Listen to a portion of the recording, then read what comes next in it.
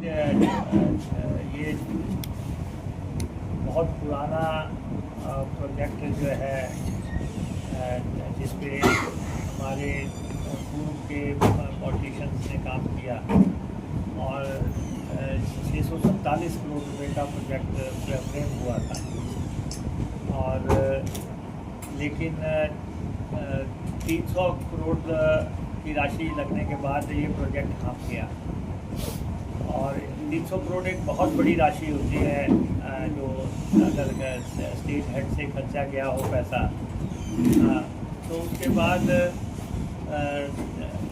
ये प्रोजेक्ट कैसे आगे बढ़ाया जा सके, तो ये एक चुनौती बना हुआ था। मैं तो बहुत पुराने समय से देखता हूँ कि सतमाजन जी के टाइम से कि वो इसकी चर्चा किया करते थे, कि कहानी भी सुनाया करते थे कि कैसे ये कंसीव हुआ, कैसे इसकी प्लानिंग हुई।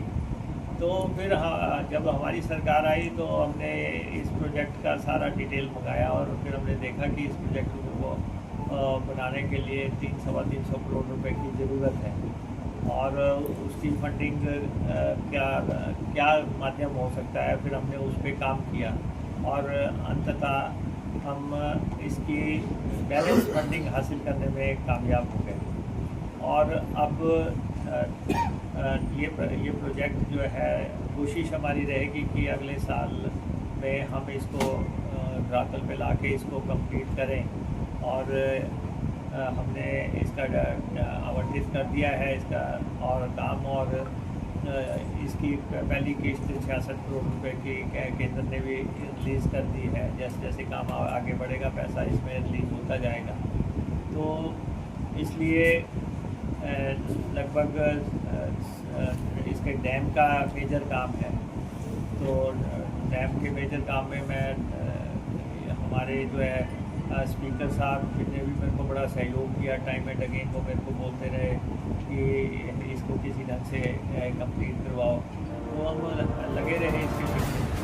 और बाकी तो मीना सिंह डैम जो है जोधपुर वासियों के दिलों के भी बहुत करीब डैम है, जिन लोगों ने इसके कल्पना की, इसका ख्वाब देखा, इसका स्वप्न देखा, तो वो हम हकीकत में बहुत जल्दी लेके आ जाएंगे। सर, परिवहन निगम विभाग आपके पास है, काफ़ी ज़्यादा इलेक्ट्रिक बसें भी इसमें आ रही है, तो क्या है कोई टाइम आगे टोटली इसको रिप्लेस करने का प्लान है कि डीजल से कोई टाइम है? नहीं, देखिए HRTC हिमाचल पथ परिवहन निगम को बने हुए 52 साल हो गए और इस HRTC ने हिमाचल प्रदेश के लोगों की बहुत सेवा की है।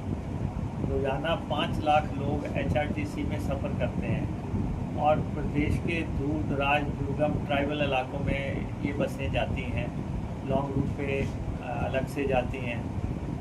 और ये बस जो है HRTC की बस में आप सब ने कभी ना कभी किसी न किसी में सफ़र ज़रूर किया होगा। तो ये हिमाचल वासियों के दिल की बस है, उनके दिल के करीब बस है। जहाँ कोई नहीं जाता वहाँ HRTC जाती है। और इसका बेड़ा है जो लगभग 3000 के आसपास बसेस का हमारा फ्लीट है और उस फ्लीट में समय पे रिप्लेसमेंट होती है। तो अब कोशिश हमारी ये हो रही है कि हम इलेक्ट्रिक बसेस को भी इसमें इंट्रोड्यूस करें, हिमाचल के पर्यावरण के हिसाब से, हिमाचल की भौगोलिक उसको देखते हुए।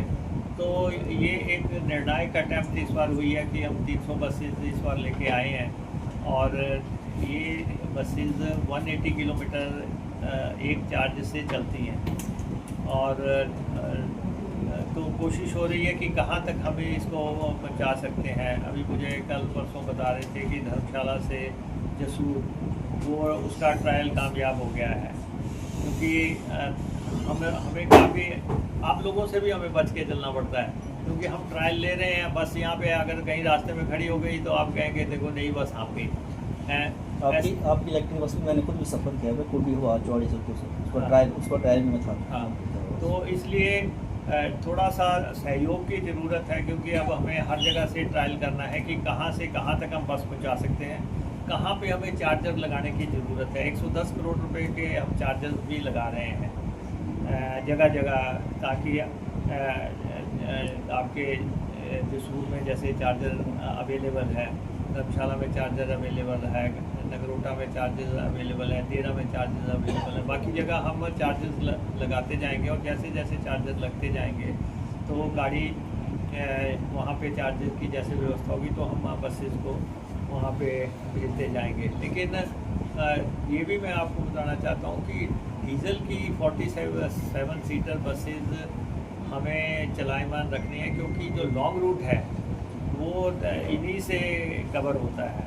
चाहे अगर काफ़ी हमारी बसें हरिद्वार को जाती हैं, कोई दिल्ली को जाती हैं, कोई दूसरे स्टेशन को अमृतसर को जाती हैं, तो उनके लिए भी हमें ये नहीं आप कह सकते कि हम डीजल को पूरी तरह कर देंगे, क्योंकि लॉन्ग रूट में हमें इन बसों की ज़रूरत है।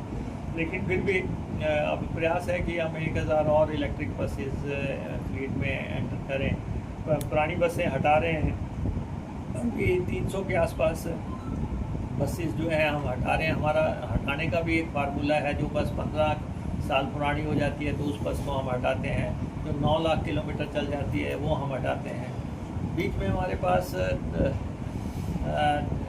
एक बसेस आई थी, क्या केंद्र सरकार ने वो हमें बसेस दी थी, लेकिन वो 12 मीटर लंबी बसेस हैं, JNPRF की बसेस हैं, और वो बसेस समहाउ हिमाचल प्रदेश में कामयाब नहीं हुई हैं। और वो 171 बसें हैं हमारे पास, 171, वो कोई कुल्लू में खड़ी हैं, कोई नालागढ़ में खड़ी हैं, कोई कहीं खड़ी हैं। तो हम सोच रहे हैं कि हम उन बसेस को किसी भी ढंग से फ्लीट से हटाएं, जब वो हमें डिज़ायर्ड रिजल्ट नहीं दे रही हैं और एवरेज उनकी बहुत कम है। तो उनकी जगह अब बसें हम 250 के आसपास और नई डीजल बसेस इंट्रोड्यूस करने की कोशिश में है। सर, अभी राम मंदिर चोरी और जो जंतर मंतर प्रदर्शन, उसको लेकर कांग्रेस कैसे देखती है और कैसे जाएगी चुनाव में? नहीं, देखिए, बीजेपी की तो बुनियाद हिली है। जो राम मंदिर है, सिर्फ राम मंदिर की चोरी की बात नहीं है, भारतीय जनता पार्टी की बुनियाद जो है हिल गई है। चूड़े हिलना जिसको कहते हैं वो हिल गई है, क्योंकि इनका सारा बेस जो था वो धर्म की राजनीति पे था, मंदिर की राजनीति पर, मंदिर वहीं बनाएंगे। तो वो जो इनका नारा था उसको लेके लंबे अरसे से इन्होंने इसके प्रयास किए। लेकिन जो मंदिर में लोगों की बहुत बड़ी श्रद्धा है, आस्था है, और पूरे देशवासी जो है उससे जुड़े हुए हैं उन भावनाओं से। लेकिन जब वहाँ ये पता लगता है कि मंदिर में चोरी हो गई और मंदिर में जो है चंदा चोर आ गए हैं, और चोर कौन लोग हैं वो भी सामने आ गए, और वो लोग जो है जो ट्रस्ट के लोग हैं वो तो हाईएस्ट लेवल पे उनकी अपॉइंटमेंट्स हुई थी। तो इसलिए इस चोरी से जो है बहुत बड़ा नुकसान भारतीय जनता पार्टी की छवि को हुआ है, इमेज उनकी जो है उनको उसको बहुत बड़ा नुकसान हुआ है। और उसके साथ ही जो है ये हमारे जो पेपर लीक का मसला हो गया, और 25 लाख लोगों ने पेपर दिया, पेपर क्या कैसे लीक हुआ, कैसे बिका, क्या हुआ, ये इससे देश के बच्चे आक्रोशित हो गए। और आपने देखा बच्चे जंतर मंतर पहुंच गए, और उनको रोकने के लिए जिस तरह से बल का प्रयोग हुआ, लाठी चली, डंडा चला, गोली चली, और उसकी चलते पार्लियामेंट का पूरा सेशन वॉश हो गया। तो इसलिए अब बहुत बड़ा नुकसान भारतीय जनता पार्टी को हुआ है। और अब इस सेशन को ख़त्म होने के बाद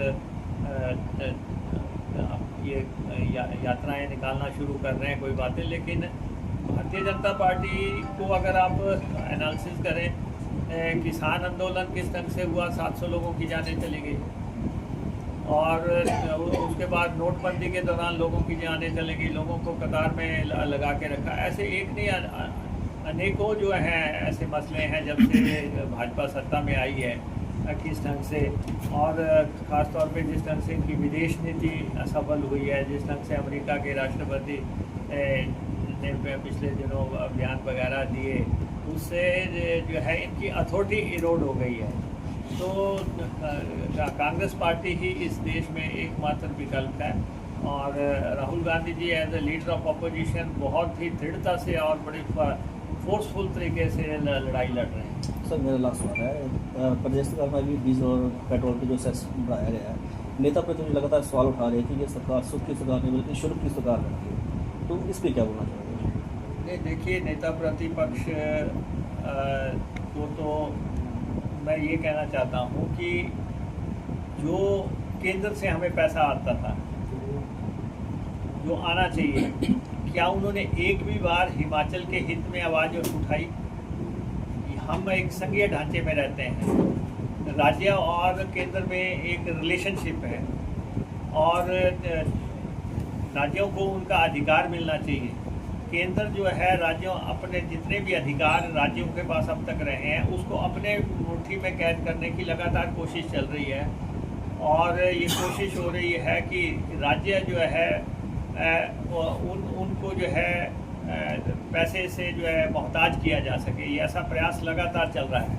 आपने पहले देखा जीएसटी का कंपनसेशन बंद किया गया जो राज्यों को मिलता था, उससे बहुत बड़ा नुकसान हिमाचल प्रदेश को हुआ। फिर उसके बाद ये रेवेन्यू डेफिसिट ग्रांट बंद कर दी। रेवेन्यू डेफिसिट ग्रांट जो है कोई ये नहीं है कि कांग्रेस को मिलनी थी, आज कांग्रेस की सरकार है, कल कोई सरकार है, लेकिन 5 साल के दौरान लगभग 50,000 करोड़ रुपया प्रदेश को मिलता था, एक बहुत बड़ा नुकसान हुआ। इन्होंने एक भी बार आवाज़ नहीं उठाई। जब हमने कहा सदन में प्रस्ताव पास करते हैं, ये वहाँ से भाग गए। जब हमने कहा आप हमारे साथ दिल्ली चलो, तब ये हमारे साथ नहीं चलते। ये प्रदेश के हितैषी कहाँ से हो गए? और जो है इनका सिर्फ यही था किसी भी शॉर्टकट तरीके से सत्ता हथिया ली जाए, उसके लिए इन्होंने ऑपरेशन लोटस कर दिया।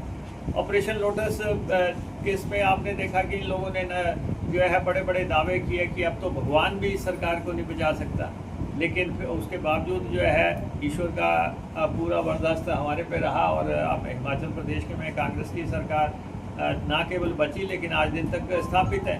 तो इसलिए पैसे को लेके जहाँ पे जब हमने ओपीएस दिया, केंद्र ने हमारा 1600 करोड़ रुपया काट दिया और तब भी इन्होंने एक भी बार नहीं कहा कि ये पैसा जो है मत काटो या हिमाचल प्रदेश को मदद होनी चाहिए।